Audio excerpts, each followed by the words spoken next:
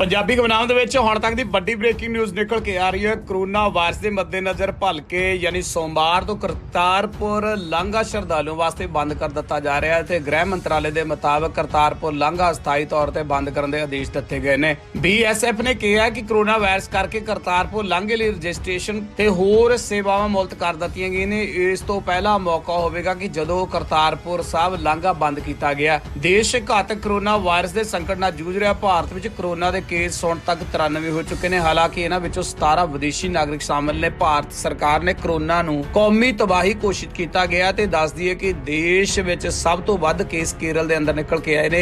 केरल विच corona virus के मरीजों की गिणती वध के 22 हो चुकी है। उत्तर प्रदेश विच 12 ते दिल्ली विच 7 मरीज इस केस के निकल के आए ने। पंजाबी गवनाम दे विच इस हुण तक दी वड्डी खबरां देखने सुनने पढ़ने तो बने रहो AjNewsWala.com दे नाल।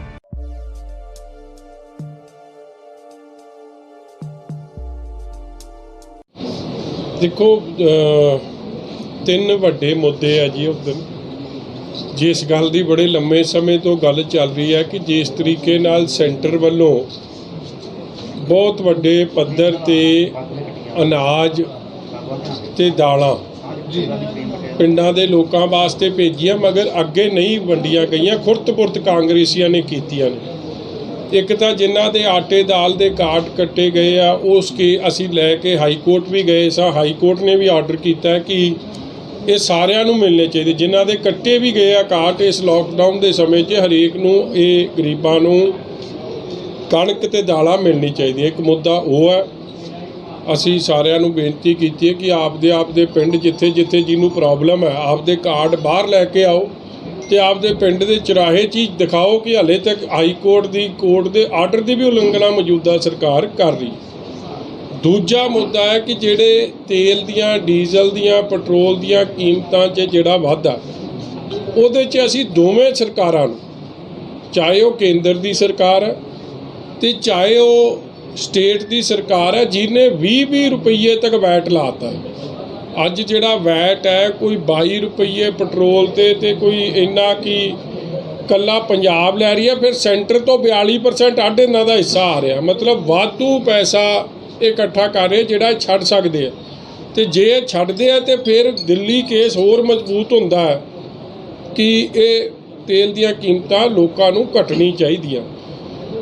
तीजी जिहड़ी इहदे 'च गल है कि आपने कुछ दिन पहला रौला तो पाया मगर शायद 70-72 साल की आज़ादी 'च पहली बारी है कि दिल्ली च डीजल दियां कीमतां पेट्रोल नालों वध ने। जिथे इन्हां दी सरकार चलदी है उत्थे 80 रुपये 48 पैसे यहो जिहा कुछ रेट है डीजल का ते पेट्रोल उस तो सस्ता ही है। ये कदे नहीं होया अज तक। ये भी कि जेड़े रौला पाउंदे पहला दिल्ली जाके तो कुछ आपदे मुख मंत्री साहब नूं समझाओ। और लास्ट गल जिहड़ी फीजां नूं लैके है देखो एक मुहिम चल रही है नो स्कूल नो फीस कि जद सानू स्कूल ही नहीं लग रहा तो फीसां देनियां हरेक दे वस दा रोग नहीं है। ठीक है जेड़े तां सहिंदे आ वो दे देण मगर जिन्हां दियां नौकरियां ही चले गईयां या जिन्हां नूं तनख्वाह 50% हो गई है या तनख्वाह बंद हो गई है या काम आमदनी खत्म हो गई है वो नहीं फीस अफोर्ड कर सकते। इसलिए सरकार ने जो मिली भुगत friendly match Khediya high court 'च कोई तत्थ ठीक तरीके नाल नहीं रखिया। उहदा एंड रिजल्ट की होया कि अज मापियां नूं मार पई बच्चियां नूं मार पई। जिन्हां दे पेरेंट्स नहीं अफोर्ड करते सरकार नूं फीस देनी चाहिए। बच्चियां ते स्ट्रेन मेंटल स्ट्रैस नहीं आना चाहिए। 100 करोड़ जारी किया जी बकाया राशि जबकि 350 करोड़ के आस-पास अजे भी बकाया वा। ये भी संघर्ष नहीं आया। देखो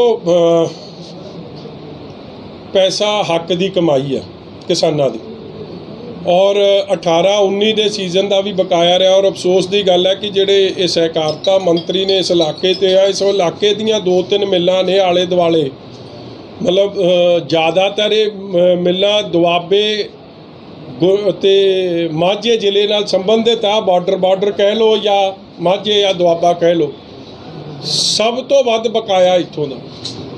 और मंत्री साहब नूं कोई फिक्र नहीं रहा सिवाय आपदे घोटालियां तो। ये मैं धन्नवादी हाँ ਮੁੱਖ ਮੰਤਰੀ ਸਾਹਿਬ ਦਾ ਤੇ ਬਾਜਵਾ ਜੀ ਨਾਲ ਜਿਹਨੇ ਮਾੜਾ ਮੋਟਾ ਰੌਲਾ ਪਾਇਆ ਤੇ ਚਲੋ ਕੁਛ ਹੋਇਆ, ਮਗਰ ਮਸਲਾ ਹੱਲ ਨਹੀਂ ਨਾ ਹੋਇਆ ਜੀ।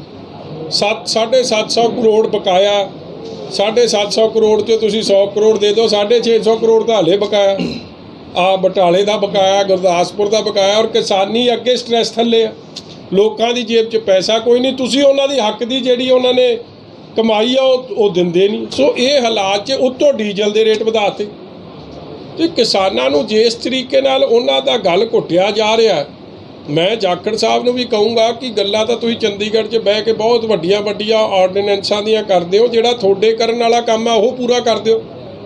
ਹੱਕ ਦੀ ਕਮਾਈ ਕਿਸਾਨ ਨੂੰ ਦੇ ਦਿਓ, ਡੀਜ਼ਲ ਦੇ ਰੇਟ 10 ਰੁਪਏ ਨਾਲ ਘਟਾ ਦਿਓ, ਫਿਰ ਜਾ ਕੇ ਤੁਹਾਡੀ ਦਲੀਲ 'ਚ ਵੀ ਦਮ ਆ ਜਾਊ।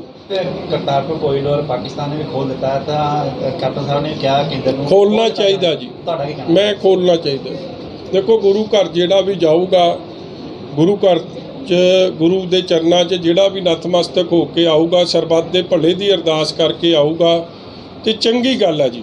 ਮਤਲਬ ਜਦੋਂ ਹਰ ਦਾਰੂ ਦਵਾ ਮੁੱਕ ਜਾਂਦੀ ਹੈ, ਫਿਰ ਉਹ ਦੁਆ ਗੁਰੂ ਦੀ ਬਖਸ਼ਿਸ਼ ਜੋ ਕੰਮ ਆਉਂਦੀ ਹੈ। ਇਸ ਲਈ ਗੁਰੂ ਘਰ ਕੋਈ ਵੀ ਹੋਵੇ ਜੀ, ਹਰੇਕ ਨੂੰ ਜਾਣ ਦੀ ਖੁੱਲ੍ਹ ਹੋਵੇ ਔਰ ਜਾਣਾ ਚਾਹੀਦਾ। ਕਰਤਾਰਪੁਰ ਸਾਹਿਬ ਲਾਂਘਾ ਖੁੱਲ੍ਹਣਾ ਚਾਹੀਦਾ। ਮਨਿੰਦਰ ਸਾਹਿਬ, ਤੁਸੀਂ ਆਪ ਦੀ ਗੱਲ ਕੀਤੀ ਸੀ, ਆਪ ਵਾਲਿਆਂ ਨੇ ਕੇਂਦਰ ਦਾ ਪੁਤਲਾ ਫੂਕਣ ਦੀ ਬਜਾਏ ਅਕਾਲੀ ਦਲ ਦਾ ਫੂਕਿਆ।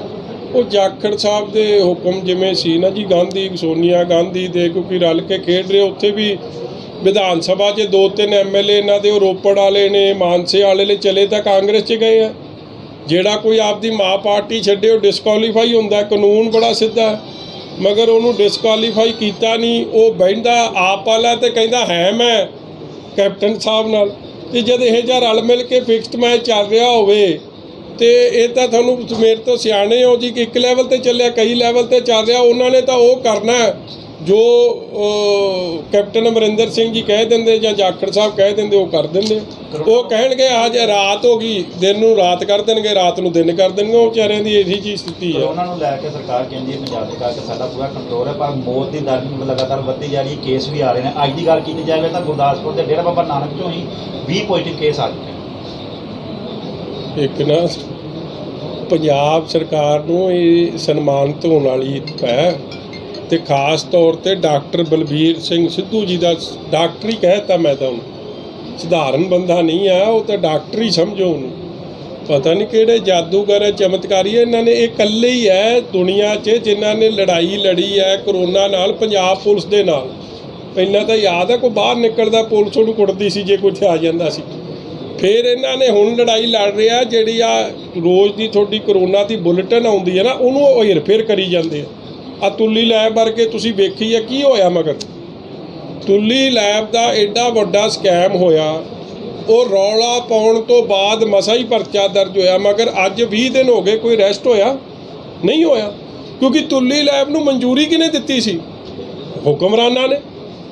ਮਤਲਬ ਇੱਕ ਪ੍ਰਾਈਵੇਟ ਲੈਬ ਨੂੰ ਮਨਜ਼ੂਰੀ ਦਿੱਤੀ ਕਿ ਯਾਰ ਤੂੰ ਇਹ ਗੋਰਖ ਧੰਦਾ ਚਲਾ, ਨੈਗੇਟਿਵ ਨੂੰ ਪੋਜ਼ਿਟਿਵ ਕਰ ਤੇ ਪ੍ਰਾਈਵੇਟ ਹਸਪਤਾਲਾਂ ਕੋਲ ਭੇਜ। ਜਿਹੜੇ 2 ਪ੍ਰਾਈਵੇਟ ਹਸਪਤਾਲ ਨੇ, ਇੱਕ EMC, ਉਹ ਚੈਰੀਟੇਬਲ ਹਸਪਤਾਲ ਨੇ ਦੋਵੇਂ, ਤੇ ਚੈਰਿਟੀ ਤਾਂ ਉਹ ਕਰਦੇ, ਚੈਰਿਟੀ ਤਾਂ ਨੇੜ ਦੀ ਨਹੀਂ ਚੱਲਦੀ, ਪਰਉਪਕਾਰ ਤਾਂ ਨੇੜ ਦੇ ਨਹੀਂ ਨਿਕਲਦਾ ਉਹਨਾਂ ਦੇ ਕੋਲ ਨੈਗੇਟਿਵ ਪੇਸ਼ੈਂਟ ਭੇਜਦੇ ਨੇ, ਉਹ ਬਿੱਲ ਬਣਾਈ ਜਾਂਦੇ। 4500 ਥਰੂ ਚੈੱਕ ਲੈਂਦੇ ਸੀ, 2500 3000 ਹੋਰ ਲੈ ਲੈਂਦੇ ਸੀ। ਹਸਪਤਾਲ ਦਾ ਅੱਡ ਬਿੱਲ ਬਣ ਜਾਂਦਾ ਸੀ।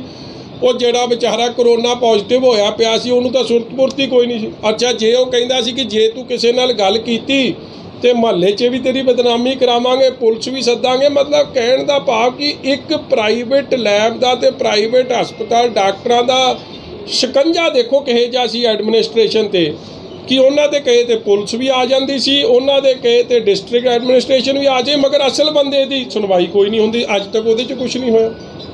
ਕੀ ਗਿਵ ਐਂਡ ਟੇਕ ਹੋ ਗਿਆ। ਇਸ ਤਰ੍ਹਾਂ ਤੇ ਕਰੋਨਾ ਦੀ ਲੜਾਈ ਲੜੇ। ਹਾਂ, ਕੁਝ ਡਾਕਟਰ ਬਹੁਤ ਚੰਗਾ ਕੰਮ ਕਰ ਰਹੇ ਹੈ, ਹੈਲਥ ਵਰਕਰਸ ਬੜਾ ਚੰਗਾ ਕੰਮ ਕਰ ਰਹੇ, ਮਗਰ ਉਹਨਾਂ ਲਈ ਸਿਰਫ ਸਰਕਾਰ ਕੀ ਕਰ ਰਹੀ ਹੈ? Lip service.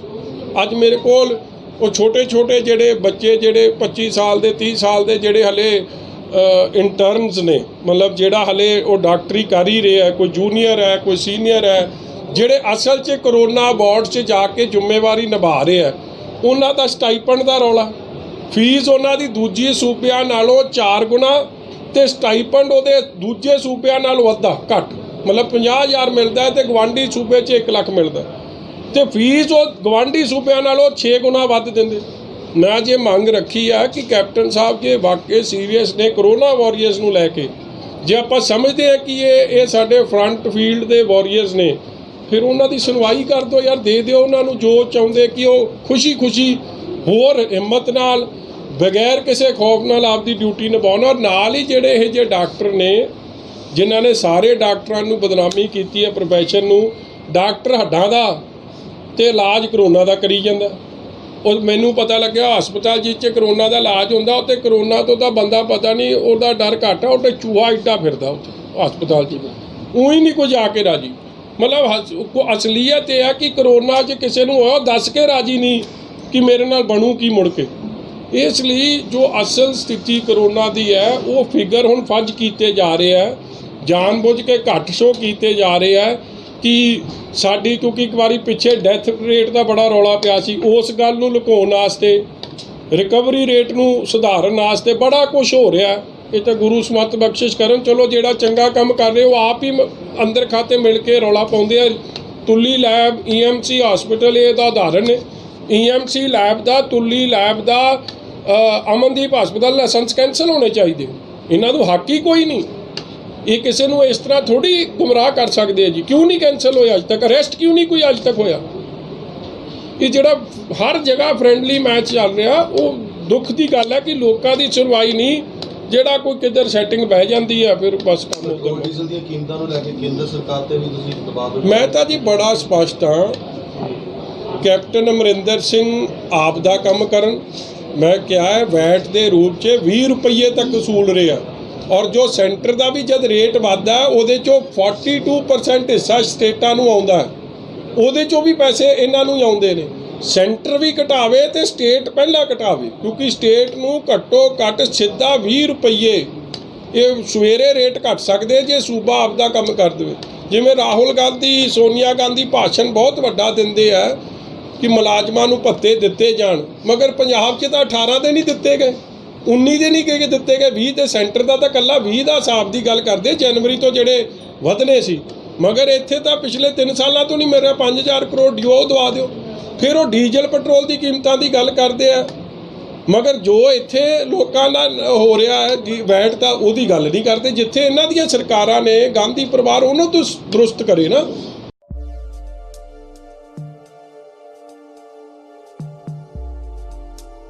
ਪੰਜਾਬੀ ਗਵਨਾਮ ਦੇ ਵਿੱਚ ਹੁਣ ਤੱਕ ਦੀ ਵੱਡੀ ਬ੍ਰੇਕਿੰਗ ਨਿਊਜ਼ ਨਿਕਲ ਕੇ ਆ ਰਹੀ ਹੈ। ਕਰੋਨਾ ਵਾਇਰਸ ਦੇ ਮੱਦੇਨਜ਼ਰ ਭਲਕੇ ਯਾਨੀ ਸੋਮਵਾਰ ਤੋਂ ਕਰਤਾਰਪੁਰ ਲਾਂਘਾ ਸ਼ਰਧਾਲੂਆਂ ਵਾਸਤੇ ਬੰਦ ਕਰ ਦਿੱਤਾ ਜਾ ਰਿਹਾ ਹੈ ਤੇ ਗ੍ਰਹਿ ਮੰਤਰਾਲੇ ਦੇ ਮੁਤਾਬਕ ਕਰਤਾਰਪੁਰ ਲਾਂਘਾ ਅਸਥਾਈ ਤੌਰ ਤੇ ਬੰਦ ਕਰਨ ਦੇ ਆਦੇਸ਼ ਦਿੱਤੇ ਗਏ ਨੇ। BSF ਨੇ ਕਿਹਾ ਕਿ ਕਰੋਨਾ ਵਾਇਰਸ ਕਰਕੇ ਕਰਤਾਰਪੁਰ ਲਾਂਘੇ ਲਈ ਰਜਿਸਟ੍ਰੇਸ਼ਨ ਤੇ ਹੋਰ ਸੇਵਾਵਾਂ ਮੁਲਤਵੀ ਕਰ ਦਿੱਤੀਆਂ ਗਈਆਂ ਨੇ। ਇਸ ਤੋਂ ਪਹਿਲਾ ਮੌਕਾ ਹੋਵੇਗਾ ਕਿ ਜਦੋਂ ਕਰਤਾਰਪੁਰ ਸਾਹਿਬ ਲਾਂਘਾ ਬੰਦ ਕੀਤਾ ਗਿਆ। ਦੇਸ਼ ਘਾਤਕ ਕਰੋਨਾ ਵਾਇਰਸ ਦੇ ਸੰਕਟ ਨਾਲ ਜੂਝ ਰਿਹਾ। ਭਾਰਤ ਵਿੱਚ ਕਰੋਨਾ ਦੇ ਕੇਸ ਹੁਣ ਤੱਕ 93 ਹੋ ਚੁੱਕੇ ਨੇ। ਹਾਲਾਂਕਿ ਇਹਨਾਂ ਵਿੱਚੋਂ 17 ਵਿਦੇਸ਼ੀ ਨਾਗਰਿਕ ਸ਼ਾਮਲ ਨੇ। ਭਾਰਤ ਸਰਕਾਰ ਨੇ ਕਰੋਨਾ ਨੂੰ ਕੌਮੀ ਤਬਾਹੀ ਘੋਸ਼ਿਤ ਕੀਤਾ ਗਿਆ ਤੇ ਦੱਸਦੀ ਹੈ ਕਿ ਦੇਸ਼ ਵਿੱਚ ਸਭ ਤੋਂ ਵੱਧ ਕੇਸ ਕੇਰਲ ਦੇ ਅੰਦਰ ਨਿਕਲ ਕੇ ਆਏ ਨੇ।